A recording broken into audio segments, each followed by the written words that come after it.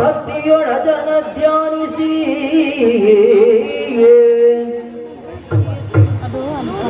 ವಂದಿಸುವೆ ಶಾರದಿಗೆ ಶಕ್ರೋದಿ ಅಮರರಿಂಗೆರಗಿ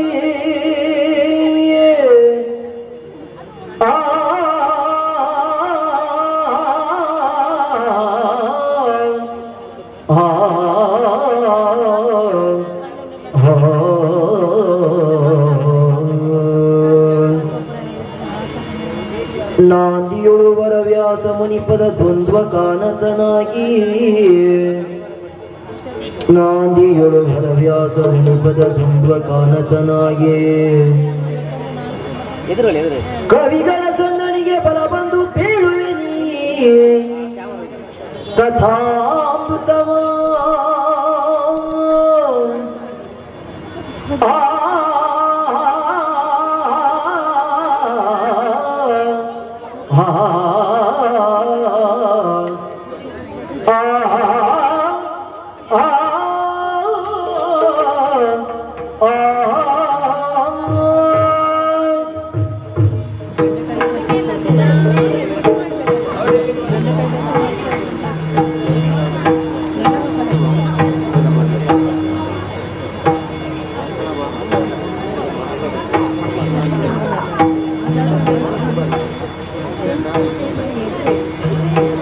ನಾಂದಿಯೊಳು ವರವ್ಯಾಸ ಮುನಿಪದ ದ್ವಂದ್ವ ಗಾನತನಾಗಿ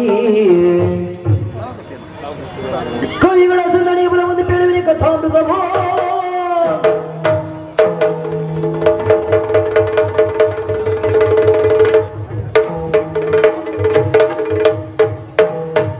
ಇರದೆ ಮೃದು ವಚನದಿನ್ ಅಗ್ರಜನ ತಾಪಮಂ ಪರಿಗಣಿಸಿ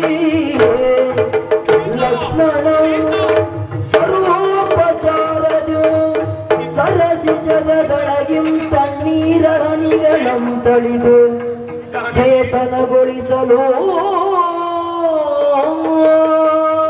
ಲಕ್ಷ್ಮಣ ಅಣ್ಣ ನೋಡಿದೇನು ನೋಡು ಸೀತೆಯ ಕಣ್ಣುಗಳನ್ನ ನೋಡು ಕೇವಲ ಈ ತಾವರೆಯ ದಳದಲ್ಲ ಅವಳ ಕಣ್ಣುಗಳನ್ನ ಕಂಡದ್ದು ಅಲ್ಲಲ್ಲ ನೋಡಿದೆಯಾ ಚಂಚಲಾಕ್ಷಿ ಆಕೆ ಆ ಚಂಚಲಾಕ್ಷಿಯ ಕಣ್ಣುಗಳಂತೆ ಆ ಚಿಂತೆಯ ಕಣ್ಣುಗಳು ತೋರ್ತಾ ಉಂಟು ಅಲ್ಲಲ್ಲ ನೋಡಿದೆಯಾ ಆ ಸೂರ್ಯ ನನ್ನ ವಂಶಕ್ಕೆ ದೇವ ಅಂತಹ ಸೂರ್ಯನನ್ನು ಈ ಹೊತ್ತಿಗೆ ಸುಡುವುದಕ್ಕೆ ಮುಂದಾಗಿದ್ದಾನೆ ಆ ಸೂರ್ಯನ ಹೊತ್ತಿಗೆ ಲಕ್ಷ್ಮಣ ಏನು ಮಾಡಬೇಕು ನನ್ನ ವಲ್ಲಭೆ ಸೀತೆ ಜಾನಕಿ ನಿನ್ನ ತಾಯಿ ನನ್ನ ತೊರೆದು ಹೋದಳಲು ಏನು ಮಾಡಬೇಕು ಲಕ್ಷ್ಮಣ ಏನು ಮಾಡಬೇಕು ಯಾಕಣ್ಣ ಬೇಸರ ಪಟ್ಟುಕೊಂಡಿ ಸಮಾಧಾನ ಪಟ್ಟಿಕೊಂಡ ಈಗಾಗಲೇ ನಡೆದಿರುವಂತ ಎಲ್ಲ ವಿಷಯಗಳ ಬಗ್ಗೆ ಚೆನ್ನಾಗಿ ಅರಿವನ್ನು ಹೊಂದಿದವ ನೀನಲ್ಲವೇ ನನ್ನ ಮಾತೆಯಾದಂತ ಸೀತೆಯನ್ನ ರಾವಣ ಅಪಹರಿಸಿದ್ದು ಸತ್ಯ ಅವ ಅಪಹರಿಸಿದ್ದಾನೆ ಎಂಬ ವಿಚಾರವನ್ನ ಚೆನ್ನಾಗಿ ಬಲ್ಲವರಲ್ವೇ ಹೇಳು ಈ ಹೊತ್ತಿನಲ್ಲಿ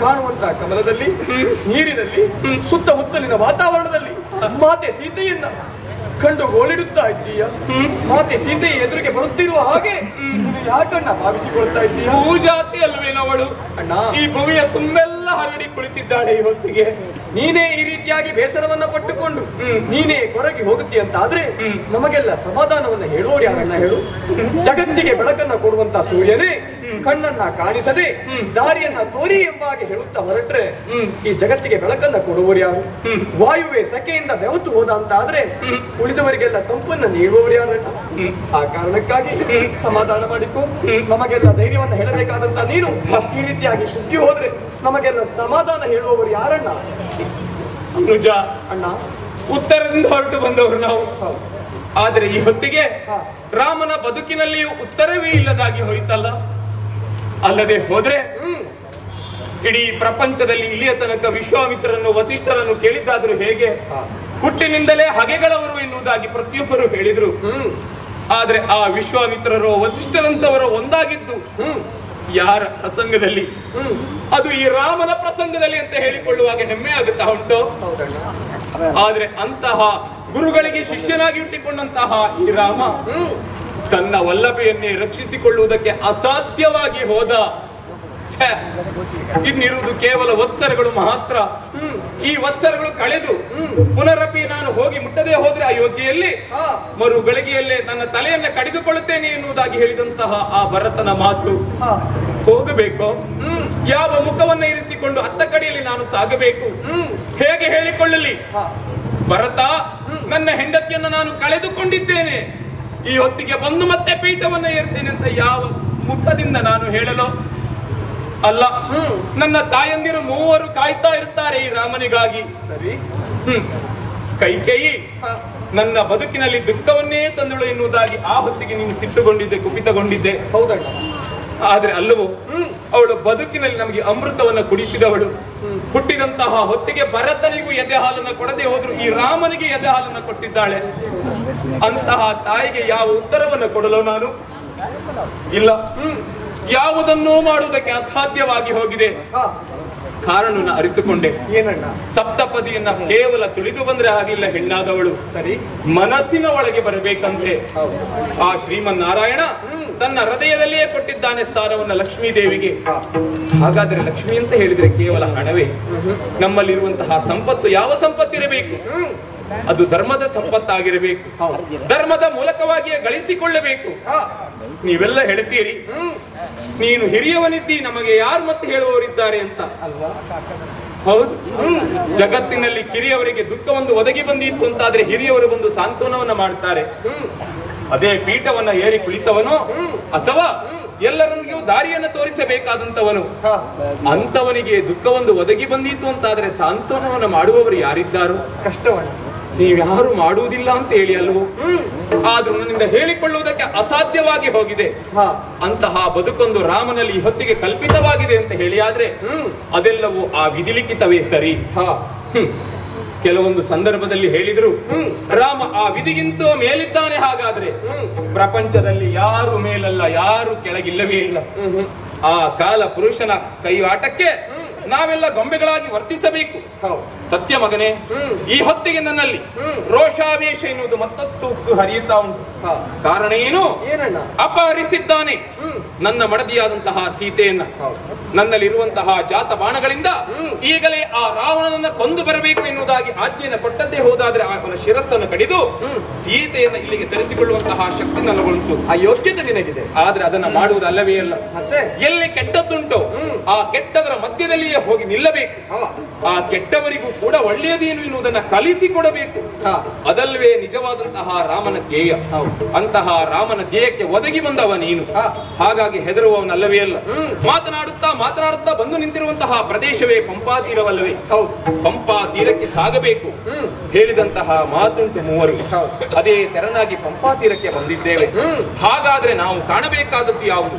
ನಮ್ಮ ಚರಮ ಲಕ್ಷ್ಯ ಯಾವುದು? ಅದನ್ನ ಗ್ರಹಿಸಿಕೊಂಡು ಇಲ್ಲಿ ನಿಲ್ಲುವುದಲ್ಲವೇ ಅಲ್ಲ. ಮತ್ತೆ ಮುಂದತ್ತಿ ಹುಡುಕುತ್ತಾ ಸಾಗಬೇಕಾಗಿದೆ. ಬಾ ಜೊತೆಯಲ್ಲಿ ಬಾ ಬಾ ಬಾ.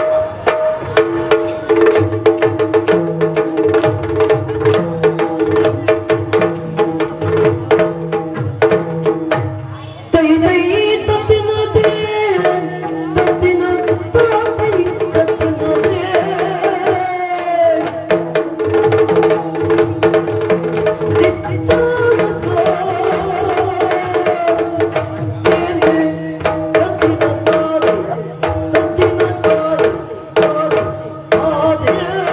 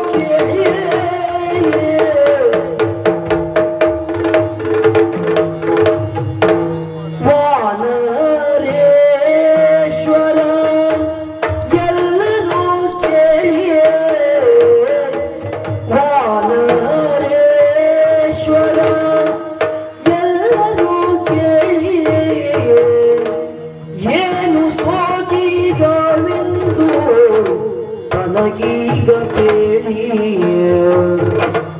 ಏನು ಸೋಜಿಗವೆಂದು ಏನು ಸೋಜಿಗವೆಂದು ತನಗೀಗ ಕೇಳಿ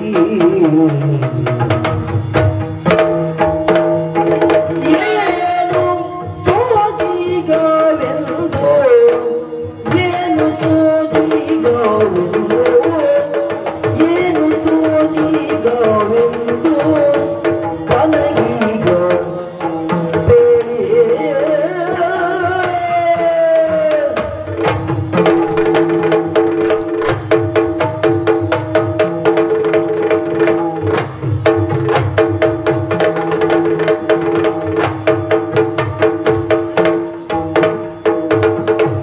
ತರಣಿ ಪ್ರಕಾಶದು ಪಂಪೋತಿರಕ್ಕೆ ಭಕ್ತ ತರಣಿ ಪ್ರಕಾಶದು ತರಣಿ ಪ್ರಕಾಶದು ಪಂಪೋತಿರಕ್ಕೆ ಬಂದಲ್ಲಿರುವಂತ ವೀರ ಯಾರೆಂದು ನೋಡಿ ಅಲ್ಲಿರುವಂತ ವೀರ ಯಾರೆಂದು ನೋಡಿ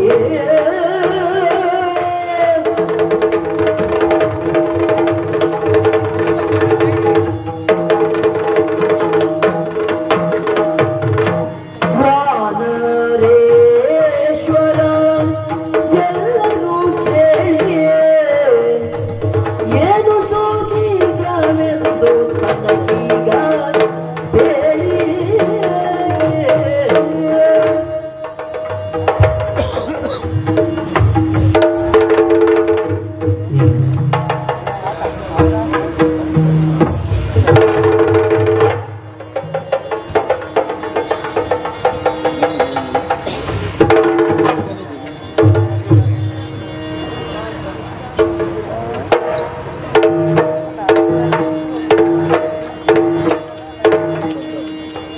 ನೀವು ಹೇಳಿದ ಸುಳ್ಳಲ್ಲ ಸ್ವಾಮಿ.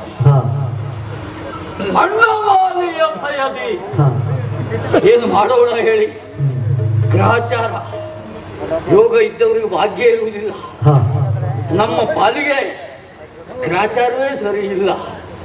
ಇಲ್ಲದೆ ಹೋದ್ರೆ ಈ ಒಂದು ಸಂದರ್ಭದಲ್ಲಿ ಅಣ್ಣವಾಲಿಯ ಭಯದಿ ಎನ್ನುವ ಹಾಗೆ ಹಿಮ್ಮುಖವಾಗಿ ನೋಡುತ್ತಾ ಓಡುವಂತಹ ಪರಿಸ್ಥಿತಿಯನ್ನು ನನ್ನ ಪಾಲಿಗೆ ಬೇಕಿತ್ತ ಇದು. ಇಲ್ಲದೆ ಹೋದ್ರು ತರುಣರಣ ಈ ಋಷ್ಯಮುಖ ಪರ್ವತದಲ್ಲಿ ಬೇಕಾದ ಹಾಗೆ ಸಮಾಧಾನದಿಂದ ಬದುಕನ್ನ ಸಾಗಿಸುತ್ತಿದ್ದವ ಈ ಸುಗ್ರೀವ. ಆದ್ರೆ ಸಮಾಧಾನ ಅಂದ್ರೆ ಎಲ್ಲಿಯವರೆಗೆ? ಅಣ್ಣ ನಮ್ಮಲ್ಲಿ ಬರದೇ ಇರುವಲ್ಲಿಯವರೆಗೆ, ಅಲ್ಲಿಯವರೆಗೆ ಮಾತ್ರ ನಮಗೆ ಸಮಾಧಾನ. ಎಲ್ಲಿಯಾದರೂ ನನ್ನ ಅಣ್ಣ ಈ ಕಡೆ ಧಾವಿಸಿ ಬರುತ್ತಾನೋ ಎನ್ನುವ ಭಯದಲ್ಲಿ ಇಲ್ಲಿಯವರೆಗೆ ಭಯದ ನೆರಳಿನಲ್ಲಿಯೇ ಬದುಕುತ್ತಾ ಬಂದವ ಈ ಸುಗ್ರೀವ. ಸ್ವಾಮಿ, ಯಾವುದನ್ನು ಬೇಕಾದರೂ ಸಹಿಸಿಕೊಳ್ಳಬಹುದು. ಈ ಭಯದಲ್ಲಿ ಬದುಕನ್ನು ಸಾಗಿಸುವುದು ಉಂಟಲ್ಲ, ಅಷ್ಟಿಷ್ಟು ಕಷ್ಟ ಅಲ್ಲ ನೋಡಿ. ಯಾರೇ ಬರಲಿ ನಮಗೆ ವೈರಿಗಳು ಬಂದ ಹಾಗೆ ಕಾಣುವುದು, ನಮ್ಮನ್ನು ಮುಗಿಸುವುದಕ್ಕೆ ಬಂದ ಹಾಗೆ ಅನಿಸುವುದು. ಅಣ್ಣವಾಲಿಯ ಪರಾಕ್ರಮ ಅಲ್ಲ ಇಲ್ಲಿಯವರೆಗೆ ಅವನಿಂದ ತಿಂದಂತಹ ಪೆಟ್ಟುಗಳು ನನ್ನ ಈ ಪರಿಸ್ಥಿತಿಗೆ ಕಾರಣ ಆಗಿರಬಹುದು. ತಪ್ಪೋ ಸರಿಯೋ, ಪರಿಸ್ಥಿತಿಯಂತೂ ನಮ್ಮದು ಇದು ಸತ್ಯ ಅಲ್ಲವೇ? ಅದನ್ನ ಅನುಭವಿಸುತ್ತಾ ಕಾದ ಬಂಡೆಯ ಮೇಲೆ ಕುಳಿತಿರುವಂತಹ ಸಂದರ್ಭದಲ್ಲಿ ಆ ಕಡೆಯಲ್ಲಿ ನೋಡಿದ್ರ ಋಷ್ಯಮುಖ ಪರ್ವತದ ತಪ್ಪಲ ಪ್ರದೇಶ, ಪಂಪಾ ನದಿಯ ಸರೋವರ ತಟ ಪ್ರದೇಶದಲ್ಲಿ ಯಾರೋ ಇರುವರು ಆ ಕಡೆಯಿಂದ ಈ ಕಡೆಯಿಂದ ಆ ಕಡೆ ಓಡಾಡ್ತಾ ಇದ್ದಾರೆ. ಯಾರು ಎನ್ನುವ ಹಾಗೆ ಇಲ್ಲಿಯವರೆಗೆ ಪರಿಚಯ ನಮಗಿಲ್ಲ. ಹಾಗಿದ್ರೆ ಬಂದವರು ಯಾರಿರ್ಬೋದು? ನಮಗೆ ಒಳಿತನ್ನ ಬಯಸಿ ಬಂದವರು ಅಥವಾ ನಮ್ಮ ವೈರಿಗಳು ಎನ್ನುವ ಹಾಗೆ ನನ್ನ ಮನಸ್ಸಿನಲ್ಲಿ ಶಂಕೆ. ಯಾರೇ ಇರಲಿ ಅವರನ್ನು ವಿಚಾರಿಸುವ ಸಲುವಾಗಿ ನಾನೇ ಮುಂದಾಗಿ ಹೋಗುವುದಲ್ಲ. ನಮ್ಮಲ್ಲಿ ಇದ್ದಾನೆ ಹನುಮಂತ. ಅವನನ್ನ ಒಂದು ಪ್ರಮಾಣಕ್ಕೆ ನಂಬಬಹುದು ನಾವು, ಯಾಕೆಂದ್ರೆ ನಮ್ಮ ಒಟ್ಟಿಗೆ ಇದ್ದವು ಕೆಲಸದಲ್ಲಿ ಹಾಗೂ ಮಾಡುವಂತಹ ಕಾರ್ಯಕ್ಷಮತೆ ಉಂಟಲ್ಲ, ಆ ಚಾಕಚಕ್ಯತೆ ನಮ್ಮಲ್ಲಿ ಯಾರಿಗೂ ಇಲ್ಲ. ಹಾಗಾಗಿ ಅವನನ್ನೇ ಅಲ್ಲಿಯವರೆಗೆ ಕಳುಹಿದ್ರೆ ಹಾಗೆ ಕರಣಿ ಪ್ರಕಾಶದಿಂದ ಶೋಭಾಯಮಾನವಾಗಿ ಕಾಣುತ್ತಿರುವಂತಹ ಬಂದಿರುವ ವ್ಯಕ್ತಿಗಳು ಯಾರು, ಯಾಕೆ ಬಂದಿದ್ದಾರೆ, ಎಷ್ಟು ದಿವಸ ಇರ್ತಾರೆ, ನಮ್ಮಿಂದ ಅವರಿಗೆ ಏನಾಗಬೇಕು, ಅವರಿಂದ ನಮಗೇನಾದರೂ ಅಪಾಯ ಉಂಟು ಎಂಬಿತ್ಯಾದಿ ಎಲ್ಲ ವಿಷಯಗಳನ್ನ ತಿಳಿಸಲು ಸುಖವಾಗಿ ತಿಳಿದುಕೊಂಡು ಬರುವ ಸಲುವಾಗಿ ಹನುಮಂತನನ್ನ ಆ ಕಡೆ ಕಳುಹಿಸುತ್ತೇನೆ.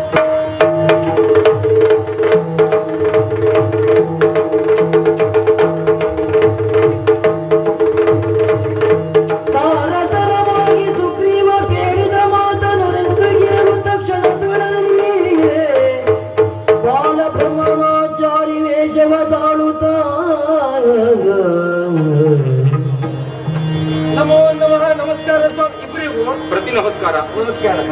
ಏನು ಸ್ವಾಮಿ, ನೋಡುವುದಕ್ಕೆ ಬ್ರಾಹ್ಮಣರ ಹಾಗೆ ಕಾಣ್ತಾ ಇದ್ದೀರಿ.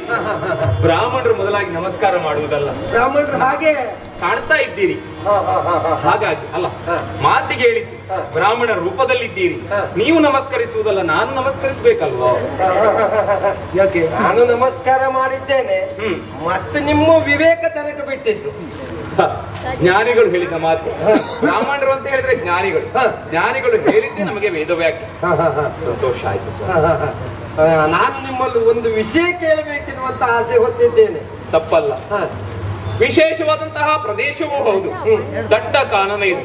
ದಂಡಕಾರ್ಯದ ಮುಂದೆ ಹೊತ್ತು ಬಂದಂತಹ ಹೊತ್ತಿಗೆ ಕಂಡಂತಹ ಈ ಪಂಪಾ ಸರಸಿಯ ಮಧ್ಯದಲ್ಲಿ ಬ್ರಾಹ್ಮಣರನ್ನ ಕಾಣ್ತಾ ಇದ್ದೇನೆ ಅಂತ ಆದ್ರೆ ಶುಭವನ್ನೇ ಕಣ್ಣೆ ಅಂತ ನಾನು ತಿಳಿಯುತ್ತೇನೆ.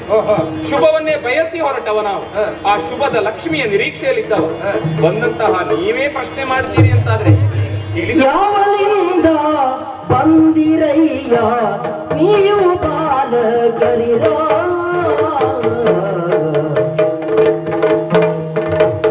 ಯಾವಲಿಂದ ಬಂದಿರಯ್ಯ ನೀವು ಬಾಲಕರಿರ, ಯಾವಲಿಗೆ ಪಯಣವಯ್ಯ ಜಾಣ ಬಾಲಕರಿರ, ಯಾವಲಿಗೆ ಪಯಣವಯ್ಯ ಜಾಣ ಬಾಲಕರಿರ.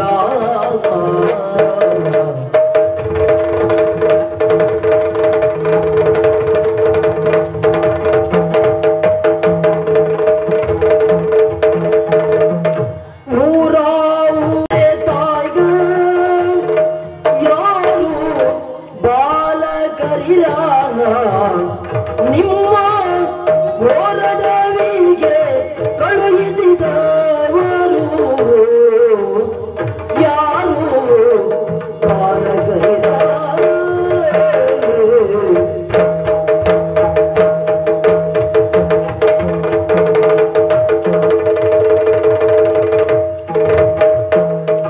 ಯಾವಲಿಂದ ಬಂದಿರಯ್ಯ ನೀವು ಬಾಲಕರಿರ. ಬ್ರಾಹ್ಮಣರೇ, ಹೀಗೆ ಕೇಳ್ತೇನೆ ಅಂತ ತಾವು ಬೇಸರ ಮಾಡಿಕೊಳ್ಳಬಾರದು. ಇಲ್ಲವೇ ಇಲ್ಲ. ಆವಲ್ಲಿಂದ ಬಂದಿರಯ್ಯ ಬಾಲಕರೇ ಎನ್ನುವುದಾಗಿ ಕೇಳ್ತಾ ಇದ್ದೇನೆ. ಬಾಲಕರೇ ಸ್ವಾಮಿ, ತಪ್ಪು ಭಾವಿಸಬಾರದು. ಯಾಕೆ ಬಾಲಕರೇ ಎನ್ನುವುದಾಗಿ ಹೇಳ್ತಾ ಇದ್ದೀರಿ.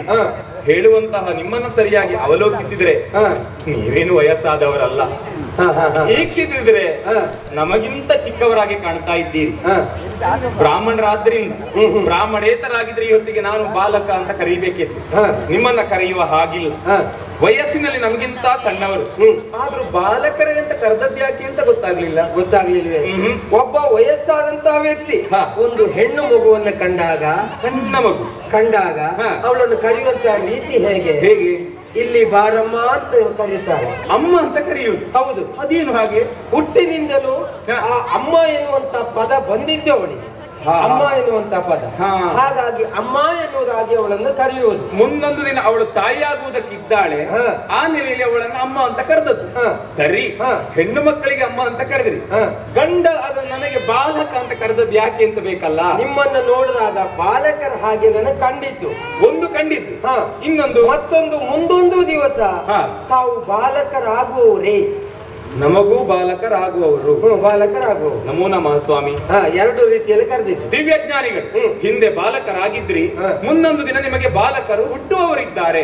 ದಿವ್ಯಜ್ಞಾನಿಗಳು. ಸರಿ, ಸಂತೋಷ ಆಯ್ತು, ಆಕ್ಷೇಪ ಇಲ್ಲ. ಆಶ್ಚರ್ಯ ಅಂತ ಹೇಳಿದ್ನಲ್ಲ, ಯಾವುದು? ಇದು ಘೋರ ಕಾನನ. ಹೌದು. ಕಾಡಿನ ತನ್ಮಧ್ಯದಲ್ಲಿ ಈರುವರೆ ಸಂಚಾರ ಮಾಡ್ತಾ ಇದ್ದೀರಾ. ಯಾಕೆಂದ್ರೆ ನಾನಿಲ್ಲಿಗೆ ಬರುವುದು ಹೊಸ್ತೇನಲ್ಲ, ಆಗಾಗ ಬರ್ತಾ ಇರ್ತೇನೆ. ನಾನು ಅಪರೂಪಕ್ಕೊಮ್ಮೆ ಬರ್ತೇನೆ. ತಾವು ಹಾಗಲ್ಲ, ಇವತ್ತಿನವರೆಗೂ ನೋಡಿದ್ದಿಲ್ಲ, ನೀವು ನಮ್ಮನ್ನ ಕಂಡಿದ್ದಿಲ್ಲ, ಹಾಗಾಗಿ ಬಂದದ್ದಿಲ್ಲ. ಹಾಗಾಗಿ ಕೇಳುವುದು, ತಾವು ಯಾರು, ತಮ್ಮ ಹೆಸರೇನು, ತಮ್ಮನ್ನು ಪಡೆದಂತಹ ತಂದೆ ತಾಯಿಗಳು ಯಾರು, ನೀವಾಗಿ ಬಂದಿದ್ದು ಅಂದ್ರೆ ಅದಲ್ಲದೆ ಹೋದ್ರೇನು, ಇನ್ನೊಬ್ಬರ ಕಳುಹಿ ಕೊಟ್ಟಿದ್ದು. ಕೆಲವೊಮ್ಮೆ ಜೀವನದಲ್ಲಿ ಆಗಿ ಹೋಗುತ್ತದೆ. ಅವರಾಗಿ ಒಂದು ಕೆಲಸವನ್ನ ಮಾಡಬೇಕು ಅಂತ ಹೊರಟು ನಿಲ್ಲುತ್ತಾರೆ, ಕೆಲವೊಮ್ಮೆ ಈ ಕೆಲಸವನ್ನ ಮಾಡುವಂತ ಅವರನ್ನ ಹೊರಡಿಸ್ತಾರೆ. ಹಾಗಾಗಿ ನೀವಾಗಿ ಬಂದದ್ದು ಅಥವಾ ಇನ್ನೊಬ್ಬರು ಕಳುಹಿಸಿದ್ದು. ಇನ್ನೊಬ್ಬರ ಜೊತೆಯಲ್ಲಿ ಇರುವಾಗ, ಅವರ ಆಳಾಗಿರುವಾಗ ಅವರು ಹೇಳಿದಂತ ಕಾರ್ಯ ಮಾಡ್ಲೇಬೇಕಲ್ಲ. ಹಾಗಾಗಿ ಅವರ ಒತ್ತಾಯದ ಮೇರೆಗೆ ಇಲ್ಲಿವರೆಗೆ ಬಂದಿದ್ದು. ಇದನ್ನೆಲ್ಲ ಕೇಳಿ ತಿಳಿಯಬೇಕೆನ್ನುವಂತ ಆಸೆ. ಇದಿಷ್ಟು ಗೊತ್ತಿದ್ರೆ ತಾವು ಆಕ್ಷೇಪ ಇಲ್ಲವೇ ಇಲ್ಲ. ಗೊತ್ತಿದ್ರೆ ಅಂತಲ್ಲ, ಹುಟ್ಟಿದ ಅಂತ ಹೇಳಿ ಆದ್ಮೇಲೆ ಅವನಿಗೊಂದು ಹಿನ್ನೆಲೆ ಎನ್ನುವುದಿರಬೇಕು. ಆ ಹಿನ್ನೆಲೆ ಸರಿಯಾಗುಂಟೋ ತಪ್ಪಾಗುಂಟು ಎನ್ನುವುದಕ್ಕಿಂತ ಎಷ್ಟು ಗೊತ್ತುಂಟು ಎನ್ನುವುದು ಮುಖ್ಯ ಅಲ್ವ. ಎಷ್ಟು ಗೊತ್ತುಂಟು ಅಷ್ಟನ್ನೇ ಹೇಳಿದ್ರೆ ಸಾಕು. ಪ್ರಾರಂಭ ನಾನು ಮಾಡುವುದಿಲ್ಲ, ತಮ್ಮ ನೀನೇ ಹೇಳುವುದಕ್ಕೆ ತೊಡಗಿ. ಬ್ರಾಹ್ಮಣರಲ್ಲಿ ಪರಿಚಯ ಅಲ್ವಾ?